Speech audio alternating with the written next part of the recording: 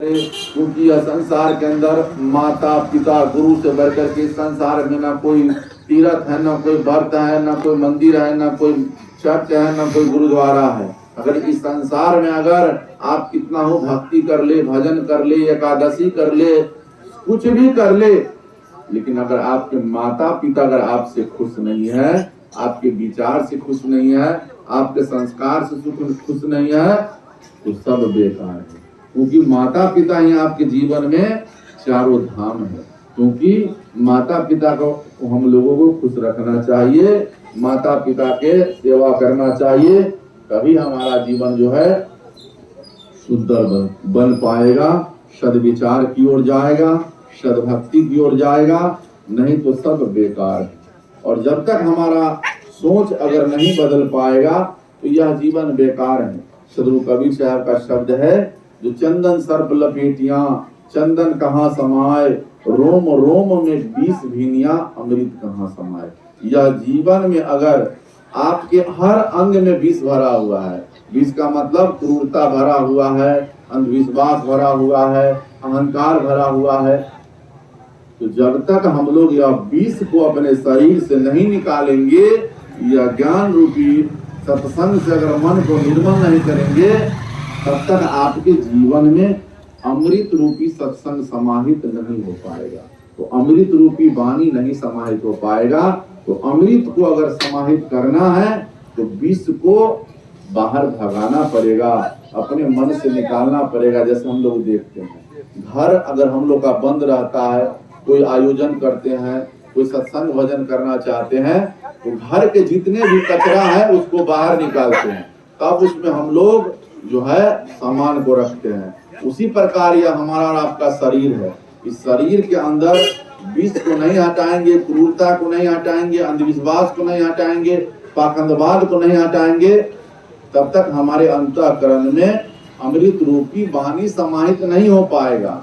अपने मन में विचार करके देखिए, तो अमृत को समाहित करने के लिए विष को हटाना पड़ेगा। क्योंकि विषय से भरा हुआ चीज जो है वही विष है।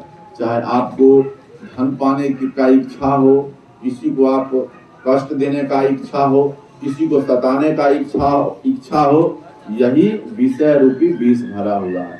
इसको मन से भगाइए, तन से भगाइए, परिवार से भगाइए। आप लोग देखते हैं बाहर का झगड़ा खत्म हो जाता है, अगर आप चाहें तो खत्म हो जाता है, लेकिन आपके मन का झगड़ा खत्म नहीं होता। मन का झगड़ा दूर से ही भरा हुआ है, जो फलना व्यक्ति को हम फलना जगह ये कर देंगे, वो कर देंगे, उसको ऐसे कर देंगे, उसको हम मतलब ये, जब तक आपको बाहर झगड़ा खत्म होगा, अंदर का झगड़ा जो है तभी खत्म होगा, आपका मन निर्मल होगा। तो वो कबीर साहब का शब्द है, जो कबीर मन निर्मल भया, जैसे गंगा नीर, पीछे पीछे हरि भजत कहत कबीर कबीर। अगर आपका मन जब तक निर्मल नहीं होगा, मन को निर्मल करने के लिए आपके अंदर त्याग की भावना होना चाहिए, आपके अंदर वैराग की भावना होना चाहिए, आपके अंदर स्वाभिमान की भावना होना चाहिए, आपके अंदर सत्य की भावना होना चाहिए, आपके अंदर शील की भावना होना चाहिए। अगर यह नहीं है तो आपका जीवन बेकार है। मन को निर्मल कीजिए। मन अगर आपका निर्मल हो गया तो मन आपको यह साबुन पानी से निर्मल नहीं होगा, यह तीनों पाल नील से मन निर्मल नहीं होगा। यह आपका शरीर ऊपर से सुंदर हो सकता है, मन आपका निर्मल होगा तो शब्द के वाणी से, संत महापुरुषों के विचारों से, उनके अधीन में रहने से, उनके विचार में रहने से, तो कबीर मन निर्मल भया, जैसे गंगा नीर, पीछे पीछे हरि भजत कहत कबीर कबीर। वैसे मतलब जो है, हरि मतलब होता है भगवान, वैसे मतलब संत की तलाश करते हैं, उनके पीछे जाते हैं, जो ऐसा गुरु भक्त, ऐसा संत, ऐसा विचारक, ऐसा परमार्थी को सबको जरूरत है। समाज में ईमानदार आदमी बहुत कम है, ईमानदार की जरूरत है, सेवा करने वाला का जरूरत है, भजन करने वाले व्यक्ति का जरूरत है, वैसे व्यक्ति की बहुत कमी है। उसी प्रकार हम लोगों को भक्ति करना चाहिए। यह संसार के अंदर न कुछ लेके आए हैं, न कुछ ले जा पाएंगे। साहब का इशारा है, जो आया है सो जाएगा, राजा रंग फकीर, एक सिंहासन चढ़ी चले, एक बांधे जंजीर। इस संसार के अंदर जो आया है सबको जाना है, सबको जाना है, हमको भी जाना है, आपको भी जाना है। कोई चला गया, कोई जाने वाला। सिंहासन कहाँ है और जंजीर कहाँ है?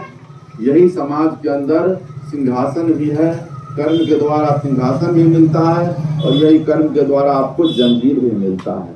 विचार आपको करना है, जो हमको सिंहासन पे जाना है या जंजीर में बंद के जाना है। अगर आपने समाज को तोड़ने का काम किया, समाज के अंदर दूषित भावनाओं फैलाने का काम किया, समाज के अंदर बेविचारी करने का काम किया, समाज के अंदर बल का प्रयोग किया, वह व्यक्ति जीते जी समाज में जो है उस व्यक्ति की समाज में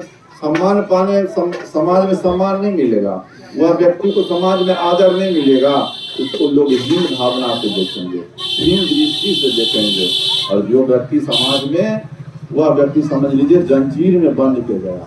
और सिंहासन पे कौन व्यक्ति जाएगा? जो व्यक्ति समाज को जोड़ने का काम किया, समाज के अंदर प्रेम फैलाने का काम किया, समाज के अंदर शांति दान दिया, समाज के अंदर एकता दान दिया, समझ लीजिए वह व्यक्ति सिंहासन पे बैठ करके गया। यह नहीं जो कहीं या शरीर से बाहर कुछ है, ऐसी बात नहीं है। सदगुरु कबीर साहब शरीर से बाहर कुछ नहीं बताए हैं। शरीर से बाहर कोई बताता है तो समझ लीजिए वह अधूरा गुरु है, वह गुरु नहीं है, अधूरा गुरु है। क्योंकि सदगुरु कबीर साहब जो भी कुछ हम लोग को बताए हैं वह शरीर पे ही आधारित है, बाहर में कहीं नहीं।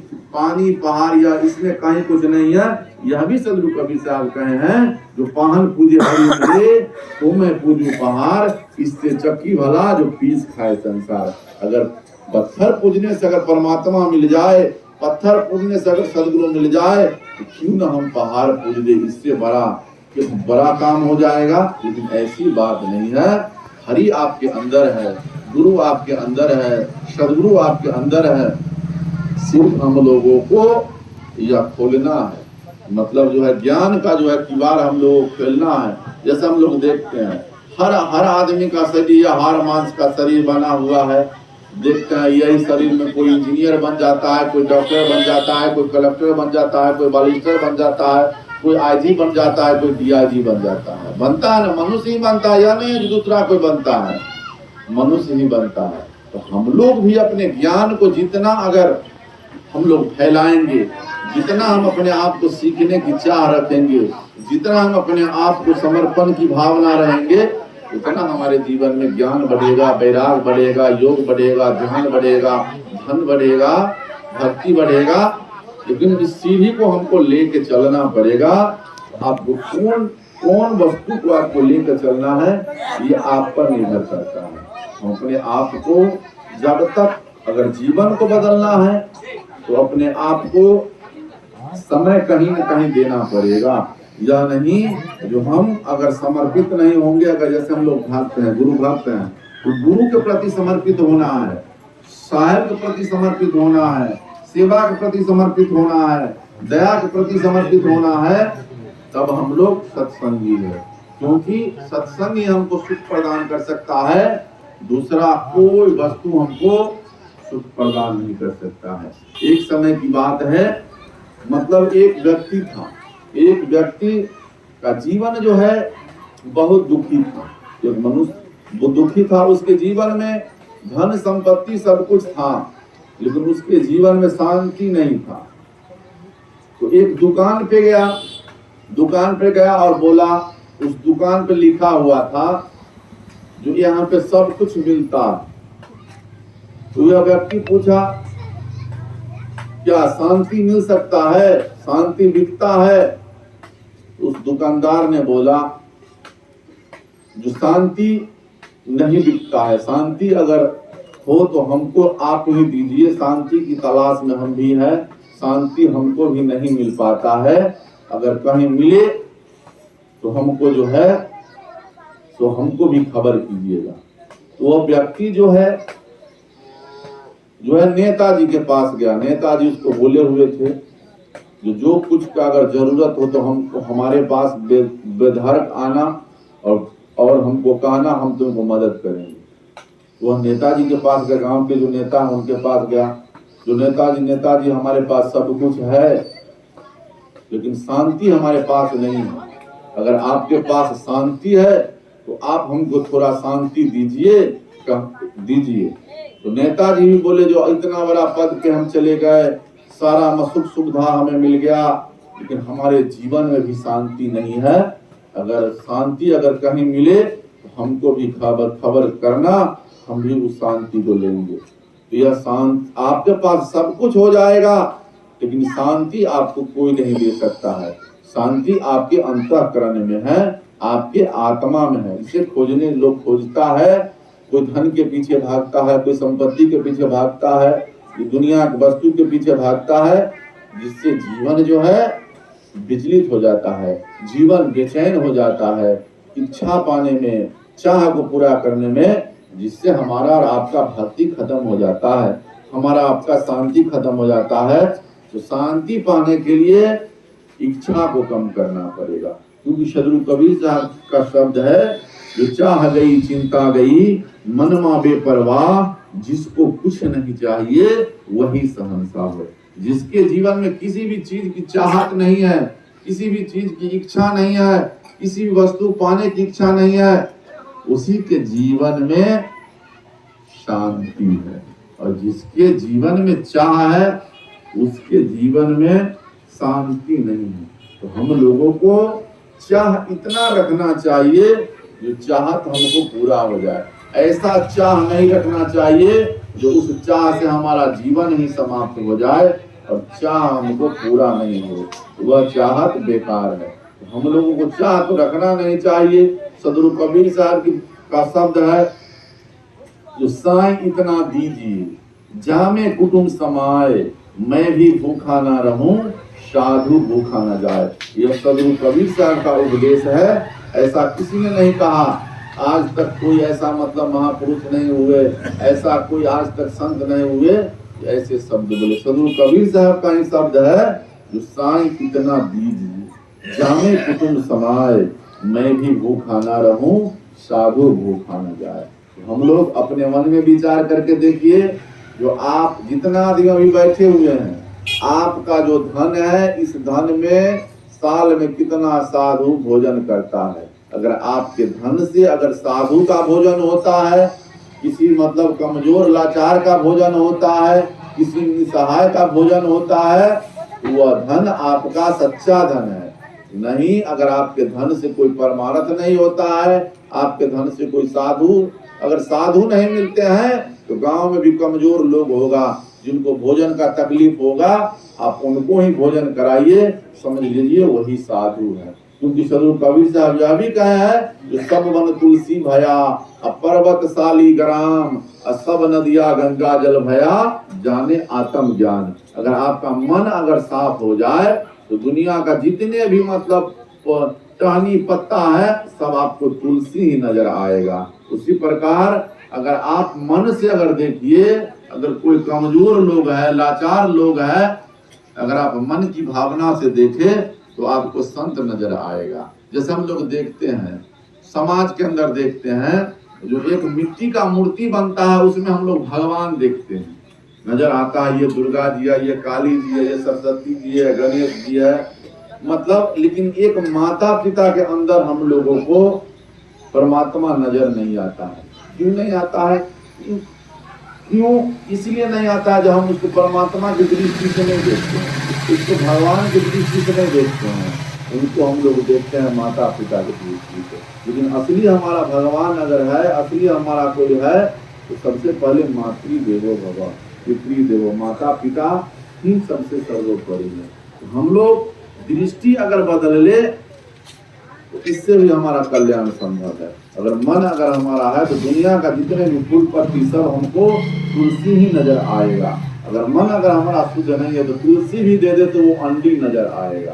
तो सब सारा पर्वत जो है अगर मन में अगर आ जाए तो दुनिया का सारा पर्वत आपको शालिग्राम नजर आए। अगर मन आपका शुद्ध नहीं है तो शालिग्राम भी आपको ईटा पत्थर लगेगा। तो सब पर्वत शालिग्राम, सब नदिया गंगा जल भया। अगर आपका मन अगर शुद्ध है दुनिया के जितने भी पानी है, चाहे वो नल हो, चापाकल हो, सब आपको गंगा जल आएगा। अगर मन आपका शुद्ध नहीं है तो गंगा जल भी आपको लगेगा जो ही गटर का पानी है। सब मन तुलसी भया, पर्वत शालिग्राम, सब नदिया गंगा जल भया, जाने आत्म ज्ञान। जिस दिन से आपका आत्म ज्ञान अगर आपका हो गया, समझ लीजिए आपका कल्याण हो गया, आपका उद्धार हो गया।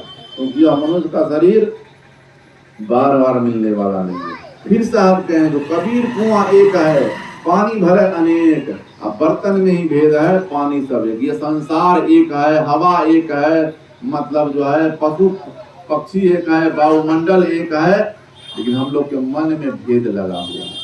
हम लोग के मन में यह अमुक जाति का लोग है, यह छुआछूत है, लेकिन सदगुरु कबीर साहब किसी भी छुआछूत को नहीं माने हैं। हम लोग के मन में छुआछूत है, मनुष्य में छुआछूत नहीं है। तो हम लोगों को मन को बदलना है। जो मन अगर बदल गया तो सब बदल गया। बोलिए सदगुरु कबीर साहेब संत समाज की, भक्त समाज की। हम लोगों को मन को बदलना।